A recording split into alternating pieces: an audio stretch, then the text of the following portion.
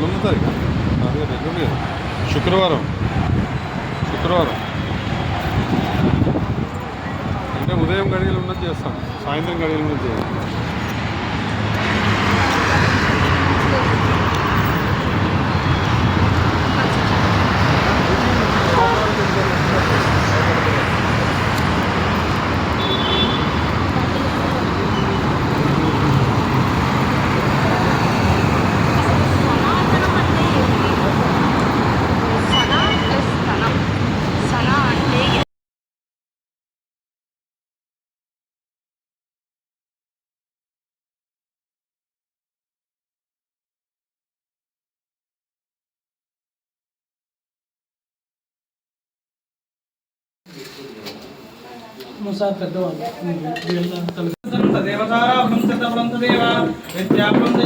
देवलक्ष्मीपते यत्र योगेश्वर कृष्णो यत्र पार्थो धनुर्धरः तत्र हेतुर्भूतिर्मम स्मृते सकल कल्याणं भाजनं चित्रदायिते पुरुषस्तमजं नित्यं प्रजाभिशरणं हरे सर्वदा सर्वकार्येषु नाथ देशानमङ्गलम् येषां हृदिस्थो भगवान् मङ्गलायतनं हरेः लाभस्तेषां जयस्तेषां ततस्तेषां पराभवः येषां इति मनुष्यामूर्तिस्त्वं जनार्दनः आपदामुपहर्तारं दातारं सर्वसम्पदां लोकाभिरामं श्रीरामं भूयो भूयो नमाम्यहं सर्वमङ्गलमाङ्गल्ये शिवे सर्वार्थसाधिके शरण्ये त्र्यम्बके देवी नारायण नमोस्तुते।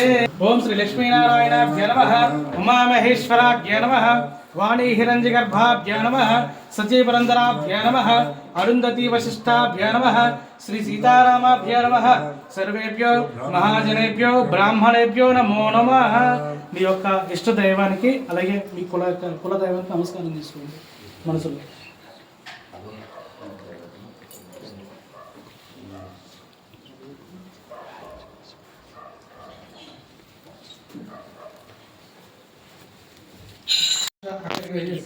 తాంబూలంతా అక్షదాన్ని వేసేది.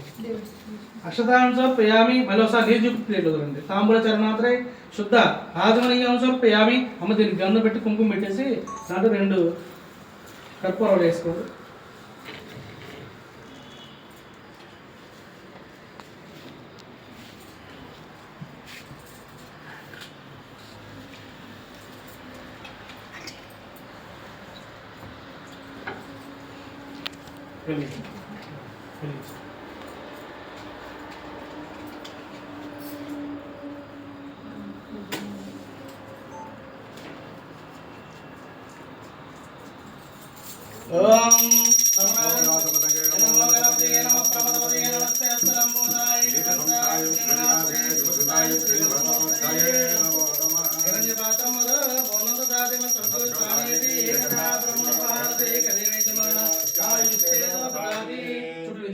శ్రీ మహాగణాధిపతి చెప్పండి. శ్రీ మహాగణాధిపతి ఆనంద కర్పూర మంగళ దివ్య నీరాజనంత సోమార్చించండి. నీరాజనాంత శుద్ధ ఆదమనీయం సమర్పయామి. నమస్కరోమి. హర పార్వతీ సుతయే హర హర మహాదేవ. జయ బోలో గణేష్ మహారాజ్ కి జై. అత మంత్ర పుష్పం అక్షర పుష్పాలు పట్టుకోండి.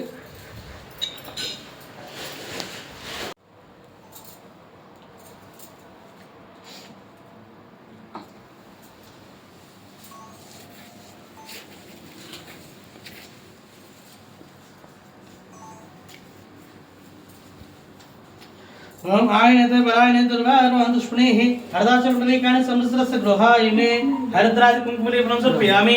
అత అక్షతయ పుష్పయ పూజయామి. పుష్పాలు తీసుకుని దీని చుట్టూ కలశాల చుట్టూ ఇద్దరు పెడుతున్నాను. సరేనా? చుట్టూ పెడుతున్నాను. వాస్తు పురుషాయ నమః. ఒక వృద్ధ బ్రాహ్మణ వేషం ధరించి వచ్చి, ఓ బ్రాహ్మణుడా, ఇట్లు దుఃఖిస్తూ తిరుగుతున్నావేమిటి, నీకు అదేంటి చెప్పుము అని అడిగారట. నా యొక్క బ్రాహ్మణ అన్నంటే, నేను అనేక వదాలు చదువుతున్నాను, కానీ నాకు అనేక కష్టాలు ఉన్నాయి, నా యొక్క కష్టాలు తొలగి ఏదైనా ఉపాయం ఉంటే చెప్పండి అని చెప్పి అంత వృద్ధ బ్రాహ్మణుడు సత్యదేవుని అడిగారట. వెంటనే సత్యనారాయణ స్వామి వెంటనే అన్నారట, సత్యనారాయణ వ్రతం ఉన్నది, ఆ వ్రతం చేయమంటూ దాని యొక్క విధి విధానాలను బోధించి స్వామివారు అంతర్ధానం చెందారట. ఆ యొక్క బ్రాహ్మణుడు వెంటనే రేపే నా వృద్ధ బ్రాహ్మణుడు చెప్పిన వ్రతాన్ని చేస్తాను సంకల్పం చేసుకుని ఆ మరణాడు స్వామివారి మనసులో తెలుసుకున్నాడు. భిక్షాటం పోయారట. ఆ రోజు స్వామివారి దయ వలన చాలా ద్రవ్యం లభించిన దాంతో అతడు పూజా ద్రవ్యాలు అన్ని ఇంటికి తీసుకెళ్లి తన యొక్క బంధువులు పిలుచుకుని యథావిధిగా వ్రతం ఆచరించారట. ఆ యొక్క వ్రత ప్రభావం చేత అతనికి సకల కష్టాలు తొలగి ఐశ్వర్యం లభించిన ప్రతి మాసం వ్రతం ఆచరిస్తూ ఉండేవాట. మళ్ళా అడిగారని సూతుని, ఆ బ్రాహ్మడే కాకుండా నేను ఎవరైనా వ్రతం ఆచరించాలా చెప్పు అన్నారట. ఆ యొక్క బ్రాహ్మడు తన యొక్క వైభవంగా వ్రతం ఆచరిస్తుండగా